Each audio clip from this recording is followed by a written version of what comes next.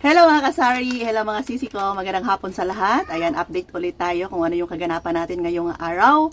So may hawak akong resibo kasi ngayon ay nakabili si Kuya Dave ng isang sako ng asukar. Ayan, sasabihin ko sa inyo ngayon kung magkano ang price ng isang sako ng brown sugar. Tapos si Kuya Dave pala mga sisi ko ngayon ay alauna na ng hapon, 1 PM na.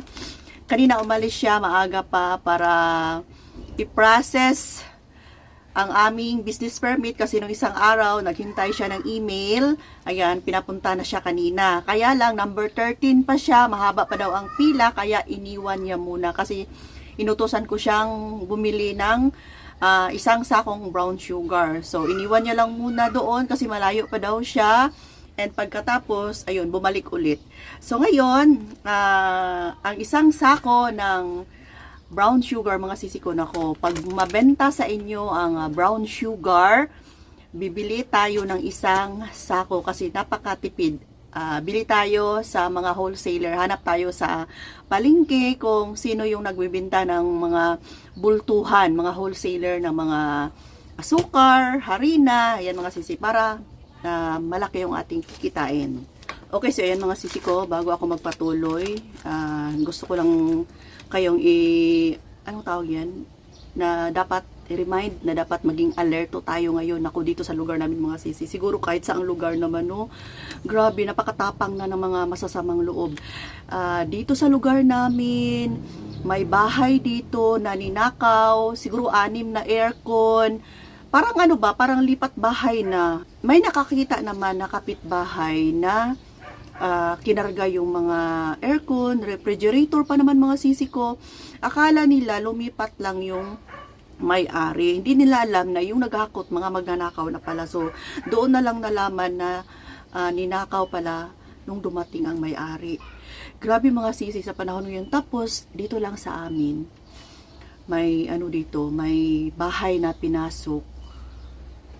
Ninakawan sila, kinuha yung mga alahas, mga sisi ko. Ayan, tapos wala kasing tao, siguro mga madaling araw, may dilakad lang yung may-ari, tapos hindi siguro nakauwi. Ayan, pinasok yung bahay, kinuha lahat ng mga alahas. Naku, sa panahon ngayon mga sisi ko, ang mahal pa naman ng mga bilihin, mahirap magkapera sa mga katulad natin, napakahirap kitain ng pera, tapos ganyan lang kadali. Ako nga dito sa tindahan, nilalak ko yung harapan mismo. Kung ako'y papasok sa loob, kahit ngayon na ako'y nagbablog, nakalak yung harapan doon. Kasi pwede siyang pasukan ng bata. Kung ako'y papasok man, may kukunin sa loob ng bahay, nakalak talaga yan. Hindi namin hinhayaan. Kahit na si Kuya Dave, kung papasok, nilalak talaga. Kasi hindi natin alam, di ba? Napakahirap kumita ngayon, tapos ganyan lang kadali. Kaya mag-ingat mga kasari, mga sisi ko, kung tayo'y lalakad, kung saan tayo pumunta, mag-grocery, ingatan natin yung ating mga pitaka, ating mga pera, lalong-lalo na sa grocery. Mag-ingat din tayo kasi napakadaming mandurukot. Ito yung reminders lang kasi napakatapang na ang mga masasamang loob ngayon, alam nyo na. Okay, so yan, pagpatuloy natin. Basta ingat lang po tayo. God bless sa lahat mga sisi ko. So, ang price ng isang sakong brown sugar dito sa amin ay nagkakahalaga ng 2,295 brown sugar, mga sisi ko. Sa brown sugar, ha. Ayan, ulitin ko lang mga sisi ko, hindi ko kita kanina. Isang sako ng brown sugar, pakita ko sa inyo mamaya, 2,295. So, i-divide natin sa 50 kilos, nasa 45.90 lang. O diba, parang 46 lang ang isang kilo ng brown sugar. Pero kung bibili natin to, patingi-tingi sa mga supermarket, nasa 60 plus na to mga sisi, or 70 pesos na. And sa white sugar naman mga sisi ko, hindi naman gaano kamabenta ang white sugar dito sa amin. Nagpabili na lang ako kay Kuya Dave ng tingi-tingi, yung per kilo lang. Pero doon pa rin ako bumili sa wholesaler para mas mura yung price ng kanilang white sugar. Kasi pag ito'y bibilhin mo sa supermarket or sa grocery, mahal na to mga sisi ko.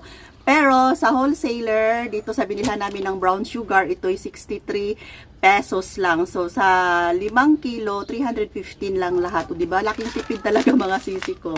Dati mga sisi, yung white sugar, kasi hindi masyadong mabenta rito sa tindahan namin, doon ako bumibili sa grocery. Pero ngayon, napag-isipan ko na mas mura talaga bibili sa wholesaler ng mga ganito, ng mga asukar, kaya doon na lang din kami bumili ni Kuya Dave, kaya laking tipid.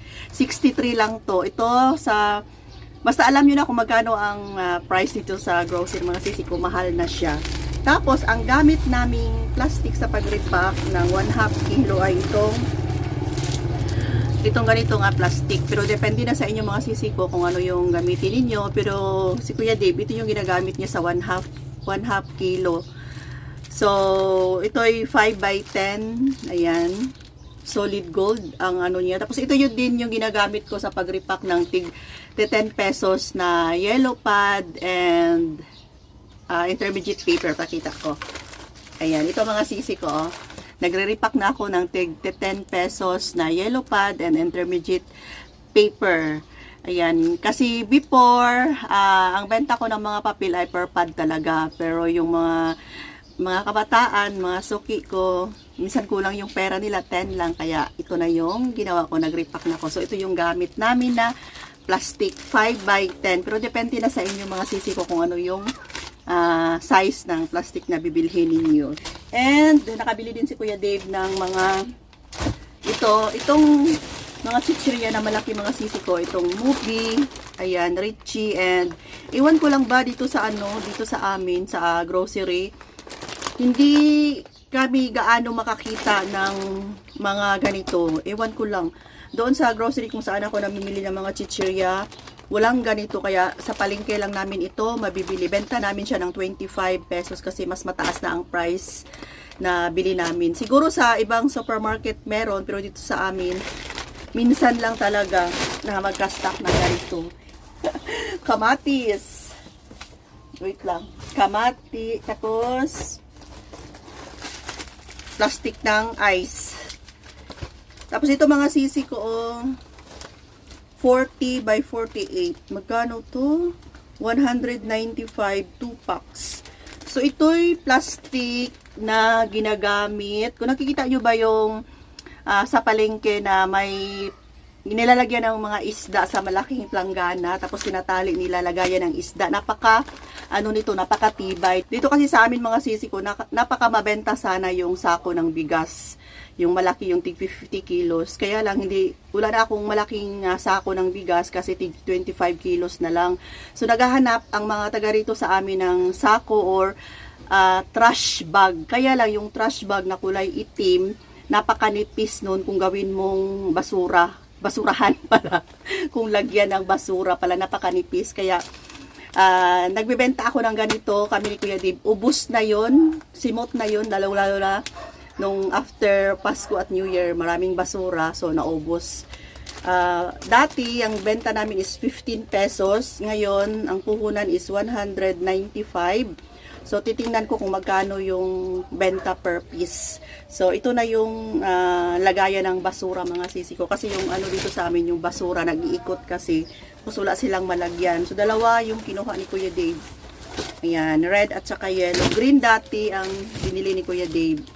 Ayan, so ito idea lang kung ano ang pwedeng ibenta sa ating tindahan. Kung ano yung mga hinahanap ng ating mga suki. So, pwede na tayong mag-add. Pwede tayong magdagdag para pangdagdag na rin benta. Lalo na sa panahon ngayon na matumal. Sibuyas. Mas okay ng sibuyas ngayon. Sibuyas na pula. 146 siguro 1 kilo to. Ayan. Yan lang man siguro mga sisi ko. Tapos tingnan natin yung asukar kung maganda ba yung kulay. Tagal. Titingnan natin kung wow, ang ganda ng quality ng kanilang brown sugar. Mga sisi ko. Ayan. Dry siya. Diba? Ganda ng oh, yan. Okay, so mga sisi, ito lang muna yung ating vlog ngayon. Ako maglilipat pa nitong sugar dito sa lagayan. So, thanks for watching mga sisi ko. Ingat po tayo palagi and magdasal tayo na gabayan tayo ni Lord kung saan man tayo pupunta at dito sa pamamahay natin, samahan niya tayo. Okay, so I love you all. Bye for now. See you sa susunod na update natin. Bye!